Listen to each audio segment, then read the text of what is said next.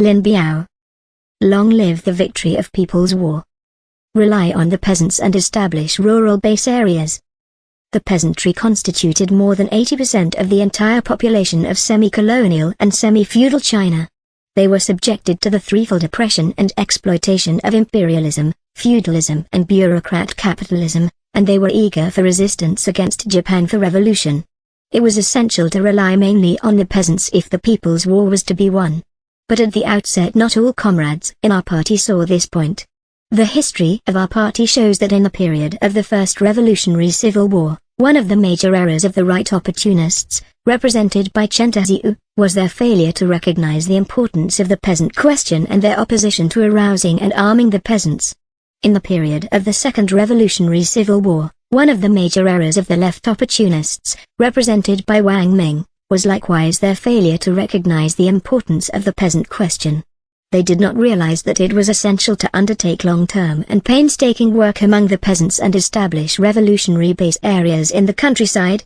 They were under the illusion that they could rapidly seize the big cities and quickly win nationwide victory in the revolution. The errors of both the right and the left opportunists brought serious setbacks and defeats to the Chinese Revolution.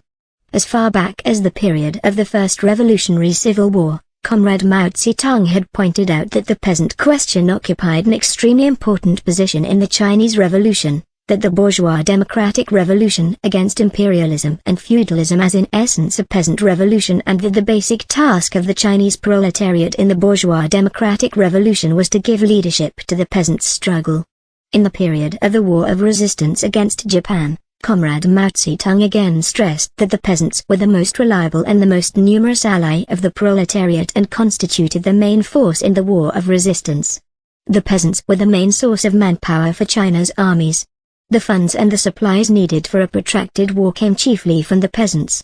In the anti-Japanese war it was imperative to rely mainly on the peasants and to arouse them to participate in the war on the broadest scale.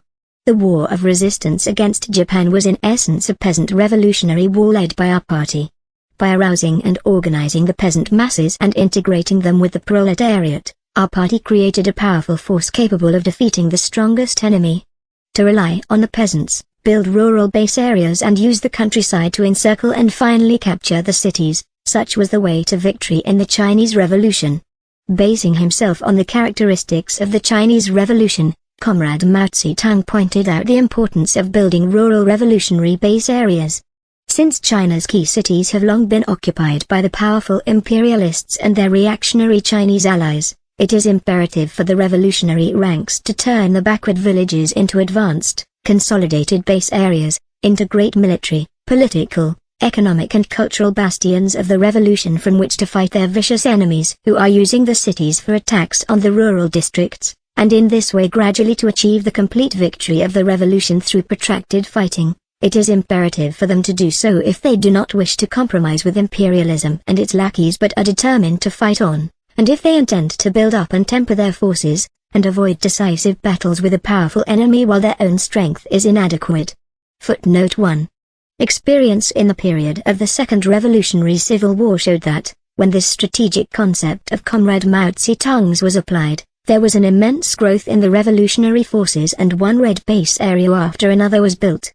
Conversely, when it was violated and the nonsense of the left opportunists was applied, the revolutionary forces suffered severe damage, with losses of nearly 100% in the cities and 90% in the rural areas. During the War of Resistance against Japan, the Japanese imperialist forces occupied many of China's big cities and the main lines of communication, but owing to the shortage of troops they were unable to occupy the vast countryside, which remained the vulnerable sector of the enemy's rule. Consequently, the possibility of building rural base areas became even greater. Shortly after the beginning of the War of Resistance, when the Japanese forces surged into China's hinterland and the Kuomintang forces grumbled and fled in one defeat after another, the 8th Route and new 4th Armies led by our party followed the wise policy laid down by Comrade Mao Zedong and boldly drove into the areas behind the enemy lines in small contingents and established base areas throughout the countryside. During the 8 years of the war, we established 19 anti-Japanese base areas in northern, central and southern China. With the exception of the big cities and the main lines of communication, The vast territory in the enemy's rear was in the hands of the people.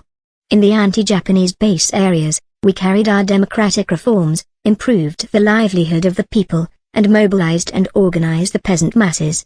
Organs of anti-Japanese democratic political power were established on an extensive scale, and the masses of the people enjoyed the democratic right to run their own affairs. At the same time, we carried out the policies of a reasonable burden and the reduction of rent and interest, which weakened the feudal system of exploitation and improved the people's livelihood.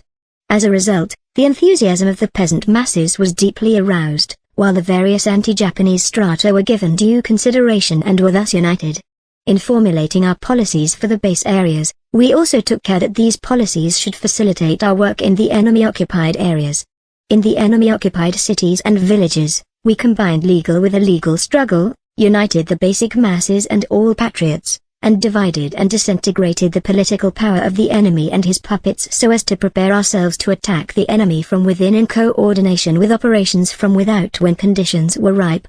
The base areas established by our party became the center of gravity in the Chinese people's struggle to resist Japan and save the country. Relying on these bases, our party expanded and strengthened the people's revolutionary forces, persevered in the protracted war and eventually won the war or resistance against Japan. Naturally, it was impossible for the development of the revolutionary base areas to be plain sailing all the time. They constituted a tremendous threat to the enemy and were bound to be attacked. Therefore, their development was a tortuous process of expansion, contraction and then renewed expansion. Between 1937 and 1940 the population in the anti-Japanese base areas grew to 100 million. But in 1941-42 the Japanese imperialists used the major part of their invading forces to launch frantic attacks on our base areas and wrought havoc. Meanwhile, the Kuomintang, too, encircled these base areas, blockaded them and went so far as to attack them. So by 1942, the anti-Japanese base areas had contracted and their population was less than 50 million. Placing complete reliance on the masses, our party resolutely adopted a series of correct policies and measures, with the result that the base areas were able to hold out under extremely difficult circumstances. After this setback, the army and the people in the base areas were tempered and grew stronger. From 1943 onwards, our base areas were gradually restored and expanded, and by 1945 the population had grown to 160 million. Taking the entire course of the Chinese Revolution into account, our revolutionary base areas went through even more ups and downs, and they weathered a great many tests before the small, separate base areas, expanding in a series of waves, gradually developed into extensive and contiguous base areas. At the same time, the work of building the revolutionary base areas was a grand rehearsal in preparation for nationwide victory. In these base areas, we built the party, ran the organs of state power, built the people's armed forces and set up mass organizations. We engaged in industry and agriculture and operated cultural, educational and all other undertakings necessary for the independent existence of a separate region. Our base areas were in fact a state in miniature.